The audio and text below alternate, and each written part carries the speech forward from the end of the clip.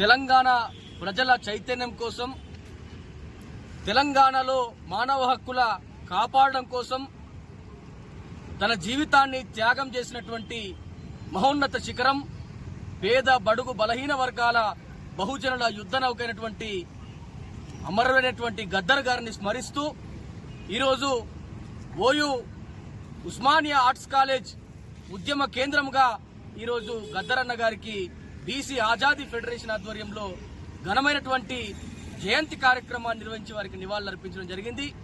గద్దర్ అన్న గారు తన యొక్క జీవితం అంతా కూడా తెలంగాణలో ఉన్నటువంటి, ఆంధ్రప్రదేశ్లో ఉన్నటువంటి, భారతదేశంలో ఉన్నటువంటి పేద ప్రజల చైతన్యం కోసం, అదేవిధంగా స్త్రీల యొక్క చైతన్యం కోసం, హక్కుల సాధన కోసం, రైతుల కార్మికుల సంక్షేమం కోసం, అదేవిధంగా మానవ హక్కులు నిరాకరించబడినటువంటి వారందరి కోసం పోరాడినటువంటి ఒక యుద్ధ నౌక గద్దర్ అన్న గారు.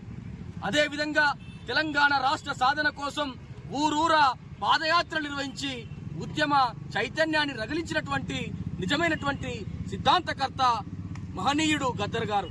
కాబట్టి వారిని వాళ్ళ విద్యార్థి లోకంగా, ప్రజా సంఘాలుగా, అదేవిధంగా ప్రశ్నించేటువంటి గొంతులుగా వారిని మరిచిపోకుండా వారి యొక్క జయంతి కార్యక్రమాన్ని ఇవాళ ఓయూ ఆర్ట్స్ కాలేజ్ వేదికగా ఘనంగా నిర్వహించడం జరిగింది.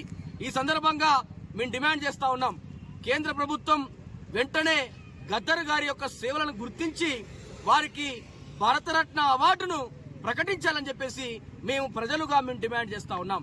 పేద ప్రజల గొంతుకగా కృషి చేసినటువంటి గద్దర్ అన్న నిజమైనటువంటి భారతరత్న, భారత జాతి ముద్దుబిడ్డ కాబట్టి వారిని గుర్తించి వారికి భారతరత్న అవార్డును ప్రకటించాలని మేము డిమాండ్ చేస్తా ఉన్నాం.